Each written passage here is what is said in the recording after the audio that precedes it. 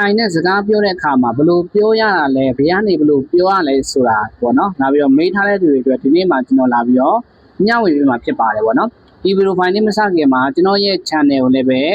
နော်ကျွန်တော်တို့အပေါင်းလေးနှိပ်သွားအသေးလေးပေးသွားတငယ်ချင်းတွေသိအောင်လဲဝိုင်းပြီးတော့ share ပေးသွားပေါ့နော်။ဒါတစ်ဖက်တစ်လမ်းနေပြီးတော့ကိုညီရလဲရောက်ပါတယ်ပေါ့နော်။ Okay ဒါဆိုရင်ကျွန်တော်တို့ကဘယ်ထဲကိုတွားရမလဲဆိုတော့အရင်ဆုံး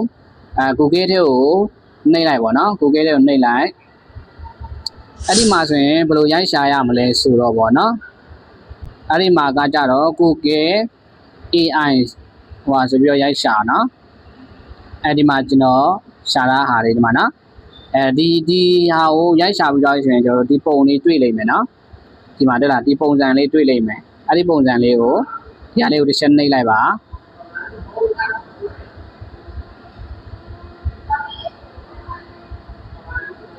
โอเคအဲ့လိုပေါ်လာပြီဆိုရင်ကျွန်တော်တို့ကဒီနေရာမှာဆိုရင်စာရေးလို့ပဲရမယ်ပေါ့နော်အဲ့တော့အတန်ပြောခြင်းနဲ့ကိုသိခြင်းတဲ့အကြောင်းအရာလေးကိုကျွန်တော်တို့မြန်မာဘာသာနဲ့မေးခြင်းနဲ့ဆိုရင်ဒီဟာကျွန်တော်ပြထားတဲ့မြင်းချောင်း၃ချောင်းနှိပ်ပြီးသွားပြီဆိုတာနဲ့ဒီမှာပေါ့နော်ဒီဟာလေးကိုနှိပ်ပါနော်တွေ့လားအဲ့ဒါလေးကိုနှိပ်ပါပြီးဒီမှာကိုပြောခြင်းတဲ့အရာကိုကျွန်တော်မိုက်ကိုနှိပ်